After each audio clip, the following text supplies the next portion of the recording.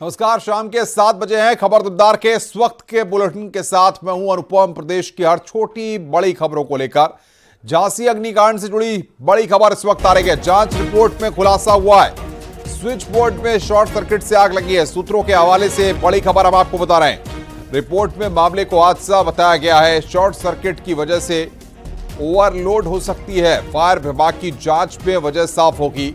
Switch board ज्वलनशील पदार्थ का था। आग बुझाने के दौरान नर्स के पैर झुलसे हैं। घटना के वक्त सिर्फ मेडिकल स्टाफ ही वार्ड में था।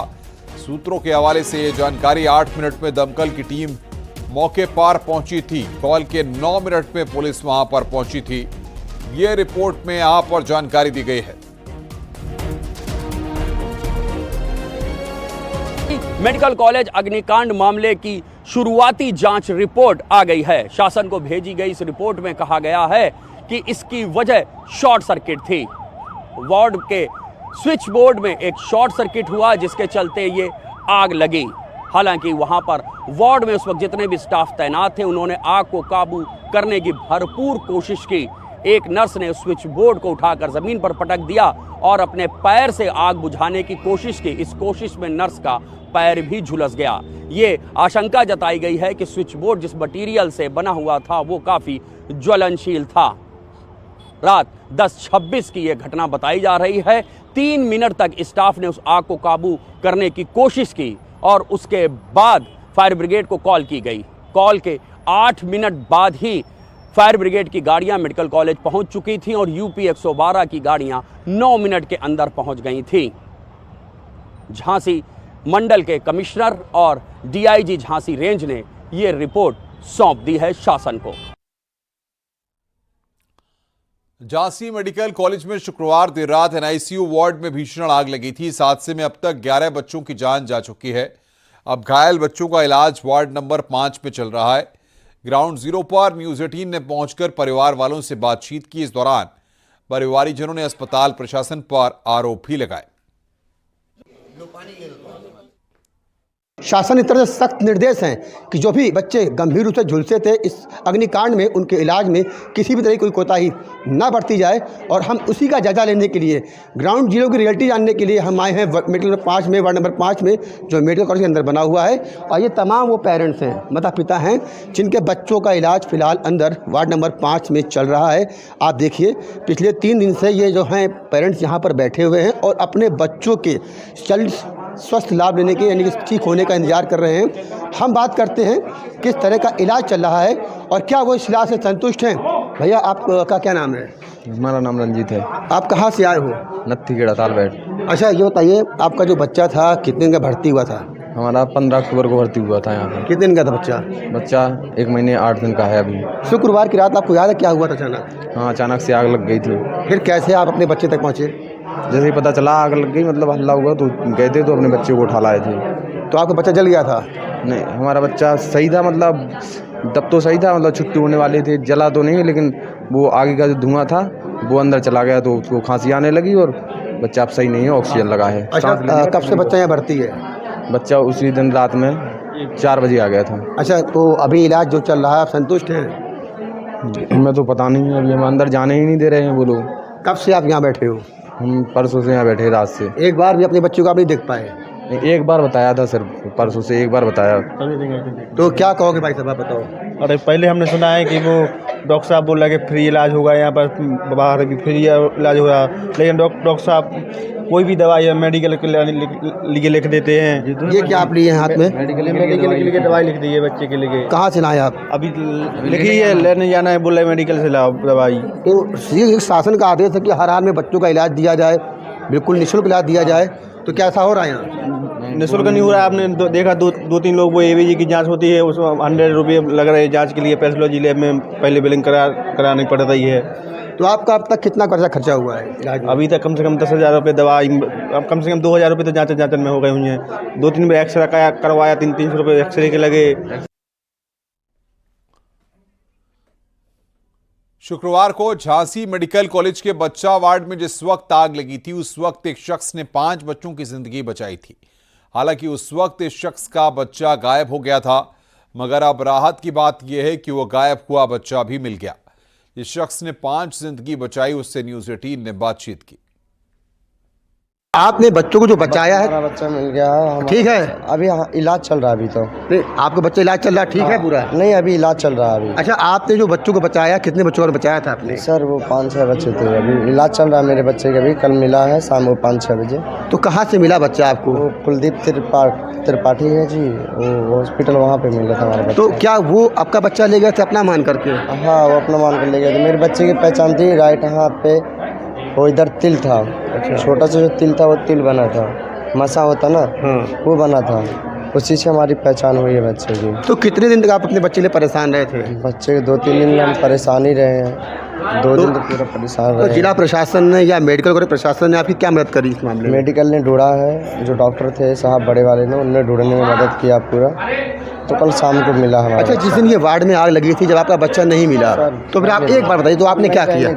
अच्छा, आपकी पत्नी यहाँ लेटी हुई है, क्यों लेटी हुई है? सर अब बच्चा हमारा अंदर है तो इधर लेटी तो हुई इन्हें कोई बेड नहीं मिल रहा है? अब सबको इसी तरह से, तो हमको भी इसी तरह से। तो ये वो शख्स है जिसने 5 बच्चों को बचाया था। इनका खुद का बच्चा नहीं मिला, आप जानिए, लेकिन इन्होंने मानवता की मिसाल पेश की और 5 बच्चों की ज़िंदगी बचाई, अपनी जान जोखिम में डालकर। उस व्यक्ति की पत्नी देखिए किस हालत में लेटी हुई है, एक बार दिखा दीजिए आप। उस व्यक्ति की पत्नी ज़मीन में लेटी हुई है, हालांकि इनका बच्चा ज़रूर मिल गया है। इस बात की ये संतुष्ट हैं। मेडिकल कॉलेज प्रशासन ने, जिला प्रशासन ने इनके बच्चे को खोज निकाला है, 2-3 दिन का बच्चा मिला है, तो अब ये संतुष्ट हैं और अपने बच्चे के स्वस्थ होने का इंतजार कर रहे हैं। आगे बढ़ते हैं, आगरा से खबर। तेज रफ्तार कैंटर पलट गया। कैंटर पलटने से बाइक सवार एक लड़का, महिला और एक बच्चा नीचे दब गया। सूचना पर थाना पुलिस के साथ ग्रामीण पहुंचे। रेस्क्यू कर सभी को कैंटर के नीचे से निकाला गया। सभी को इलाज के लिए अस्पताल पहुंचाया गया। ये घटना थाना इरादत नगर क्षेत्र के सैया रोड की है।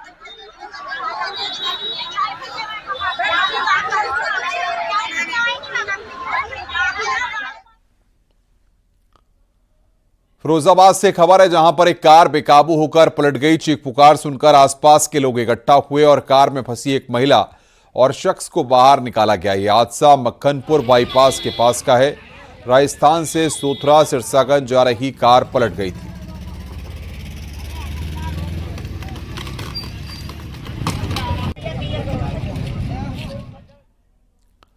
खबर आगरा से। कचौड़ी दुकान पर क्यूआर कोड के जरिए ठगी का चौंकाने वाला मामला सामने आया है।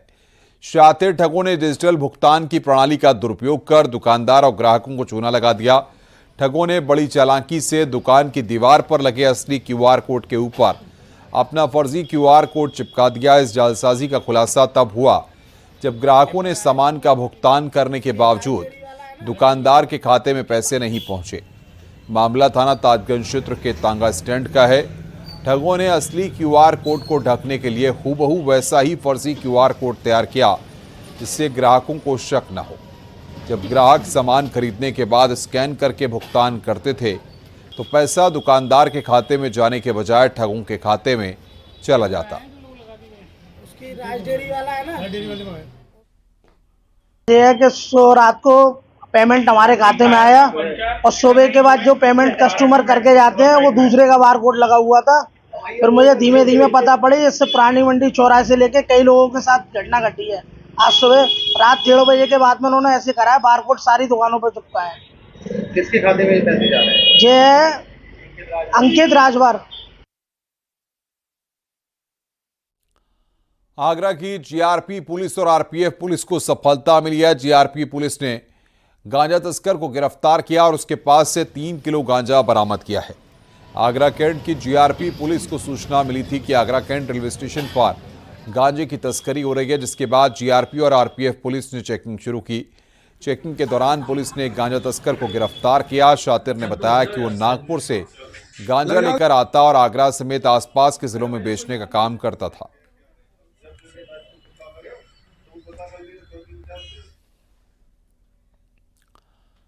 कौशाम्बी में कच्चा मकान गिरने से मलबे में महिला समेत 2 बच्चे दब गए। परिजनों ने सभी को मलबे से बाहर निकाला, अस्पताल में भर्ती कराया गया है। एक बच्ची की हालत नाजुक बताई जा रही है। सिराथू तहसील के पहाड़पुर कोदन की यह घटना है। मीना आपका नाम है?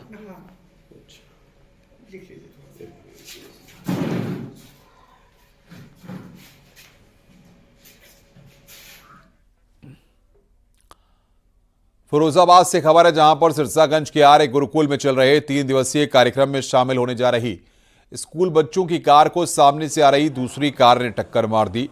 इस हादसे में 3 बच्चे घायल हुए हैं। प्रदेश सरकार के पर्यटन एवं संस्कृति विभाग की ओर से आर्य कुंभ चल रहा है। इस कार्यक्रम में बच्चे जा रहे थे। पुलिस आरोपी कार चालक की तलाश कर रही है।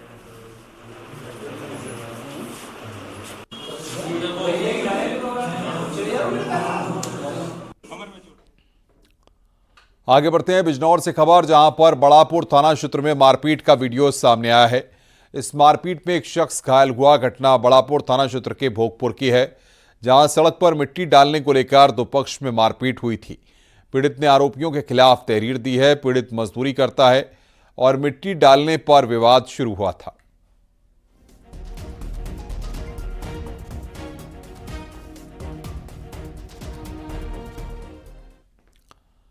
बरेली पुलिस ने 67 मोबाइल फोन बरामद किए हैं। बरामद मोबाइल की कीमत लगभग 14 लाख रुपए बताई जा रही है। पुलिस ने सर्विलांस की मदद से इनको बरामद किया है। खोए हुए फोन मिलने के बाद लोगों ने पुलिस को धन्यवाद दिया है।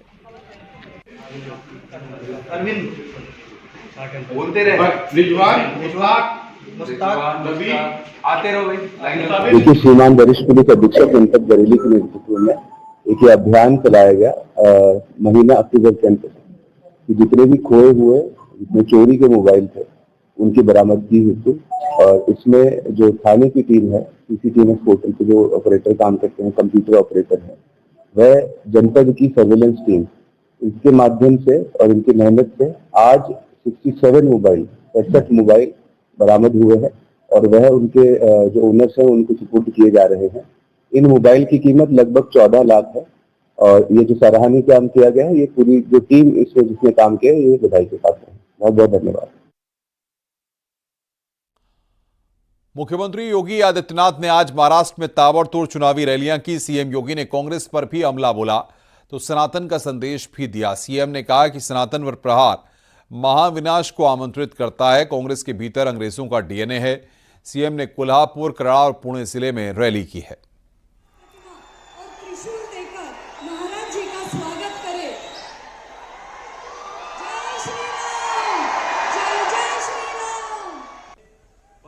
तो महाराष्ट्र के रण में मुख्यमंत्री योगी आदित्यनाथ ने हुंकार भरी चुनावी समर में यहां पर मुख्यमंत्री योगी आदित्यनाथ लगातार प्रचार कर रहे हैं।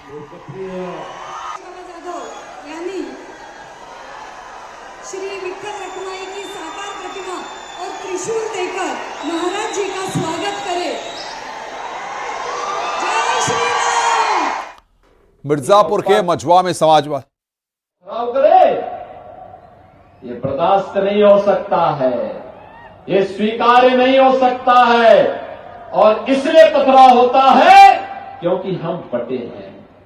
रामनवमी की शोभा यात्रा पर इसलिए पथराव होता है क्योंकि हम बटे हैं।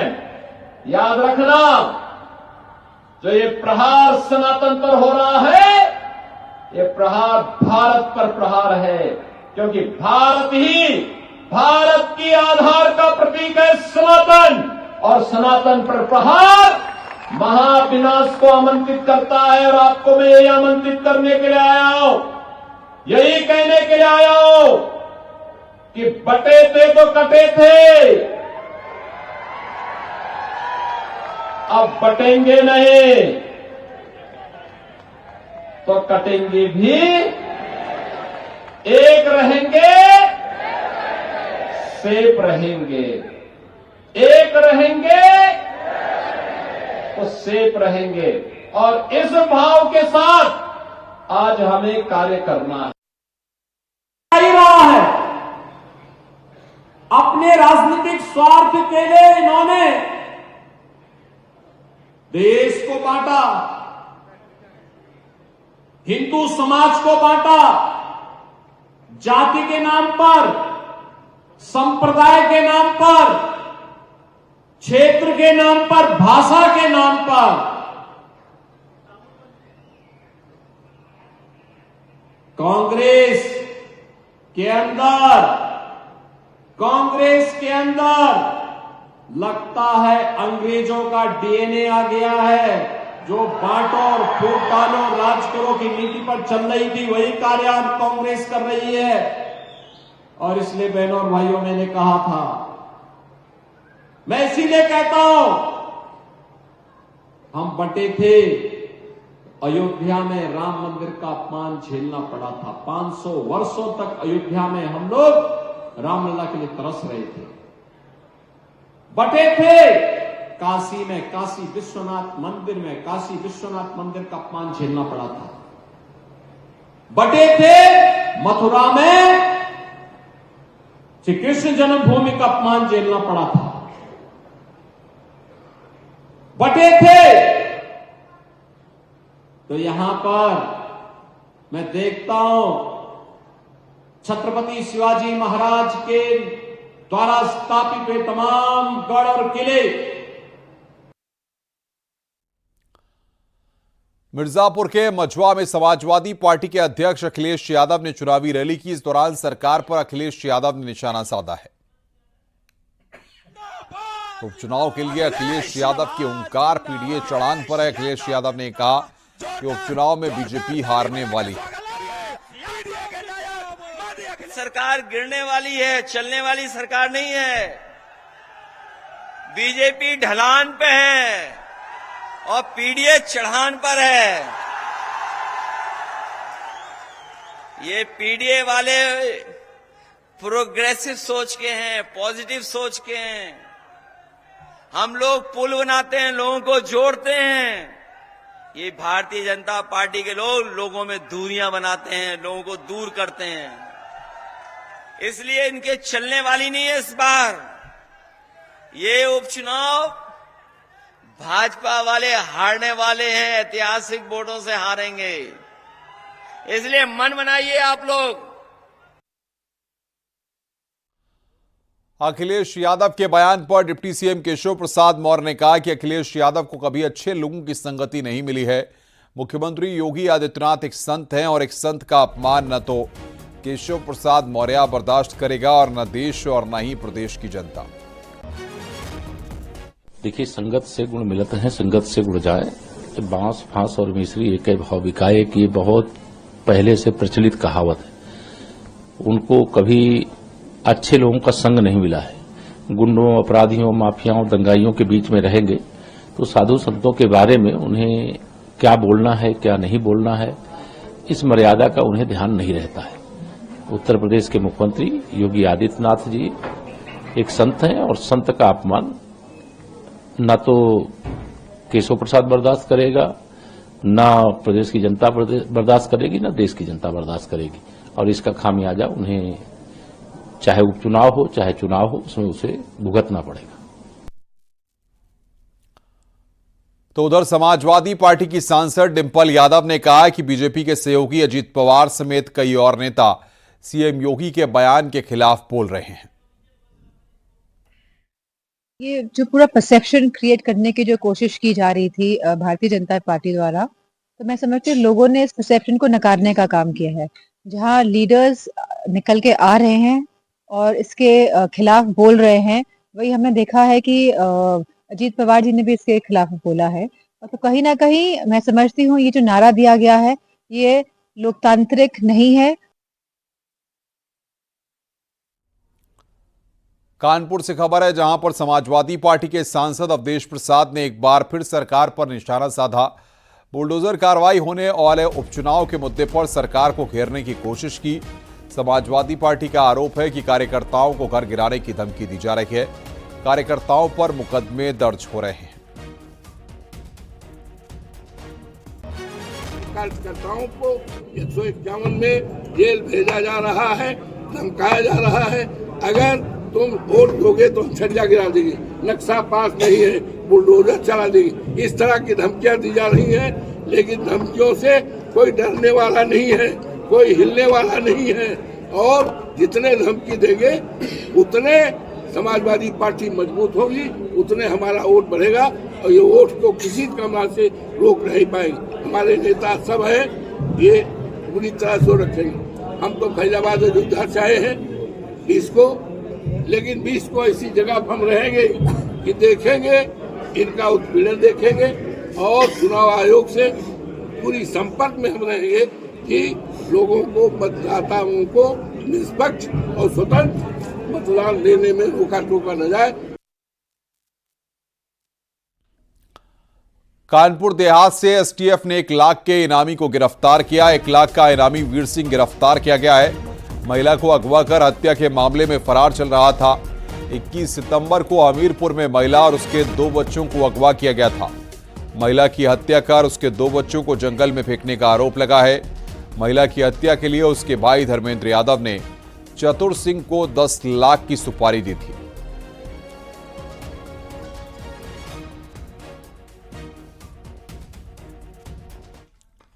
सोनभद्र में डीसीएम ट्रक बेकाबू होकर रेणुकूट की तरफ जाते हुए पहाड़ी से नीचे जा गिरा। इस हादसे में चालक की मौत हो गई। मौके पर पहुंची पुलिस ने शव को कब्जे में लिया और ट्रक का रेस्क्यू किया गया है। यह हादसा चौपन थाना क्षेत्र के वाराणसी शक्तिनगर मुख्य मार्ग पर हुआ है।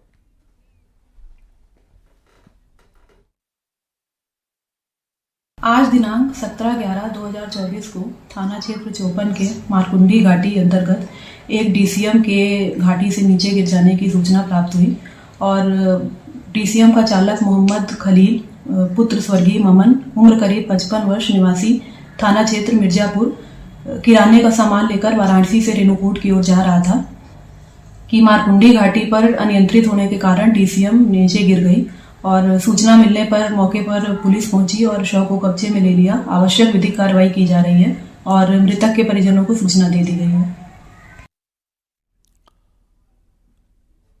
कासगंज में तेज रफ्तार लोडर टेम्पो और बाइक की टक्कर हो गई। हादसे में बाइक सवार 3 लोग गंभीर रूप से घायल हुए।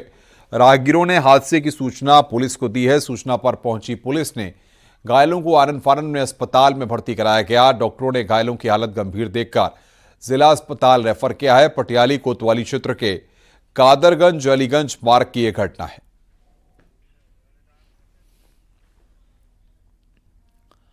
मथुरा में एक टैक्सी और कार की भिड़ंत हो गई। इस हादसे में एक श्रद्धालु की मौके पर मौत हो गई जबकि 10 लोग घायल हुए हैं। सूचना पर पहुंची पुलिस ने घायलों को अस्पताल में भर्ती कराया गया। सभी लोग मध्य प्रदेश के रहने वाले हैं जो गोवर्धन की परिक्रमा लगाकर वापस लौट रहे थे। यह हादसा थाना गोवर्धन क्षेत्र में हुआ है।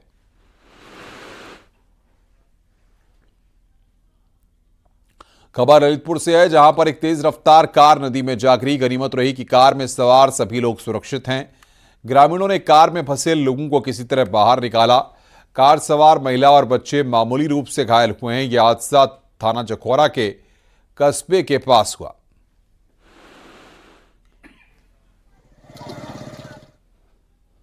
बरेली में एक अस्पताल से भर्ती बीमार महिला को निकालने के मामले में एक्शन हुआ है। डॉक्टर की इस करतूत का वीडियो वायरल होने के बाद जिलाधिकारी के आदेश पर स्वास्थ्य महकमे ने टीम गठित की है। दरअसल आरोपी डॉक्टर ने आयुष्मान भारत योजना और सरकार पर सवाल उठाते हुए महिला को बाहर कर दिया था। इसके बाद महिला ने दम तोड़ दिया। बता दें कि शाहजहांपुर के मिर्जापुर कलान थाना की रहने वाली विजयलक्ष्मी को पैरालाइज अटैक आने पर उन्हें अस्पताल में भर्ती किया गया था। आयुष्मान कार्ड का नाम सुनते ही डॉक्टर भड़क गया और उसने प्रधानमंत्री की सबसे महत्वाकांक्षी योजना आयुष्मान भारत पर सवाल उठाते हुए खरी खोटी सुनाई।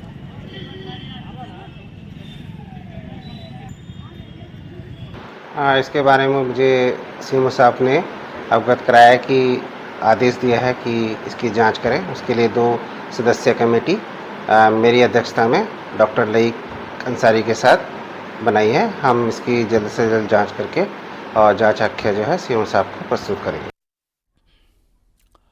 अमेठी में व्यापारियों के नालियों तक किए गए अवैध निर्माण पर प्रशासन का बुलडोजर चला है। एसडीएम और सीओ की मौजूदगी में भारी संख्या में पुलिस बल ने बुलडोजर से अतिक्रमण को हटवाया। बुलडोजर वाली कार्रवाई से व्यापारियों में हड़कंप मच गया।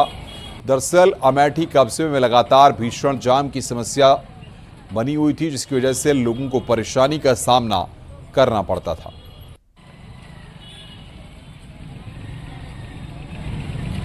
वहीं अमेठी में जहां बुलडोजर वाली कार्रवाई हुई है तो सहारनपुर में भी नगर निगम ने अतिक्रमण हटाओ अभियान चलाया। अमेठी में व्यापारियों के नालियों तक किए गए अवैध अतिक्रमण पर प्रशासन का बुलडोजर चला है। एसडीएम और सीओ की मौजूदगी में भारी संख्या में पुलिस बल ने बुलडोजर से अतिक्रमण को हटवाया तो सहारनपुर में हकीकत नगर में करीब 24 दुकानों के सामने किए गए कब्जे को ध्वस्त किया गया।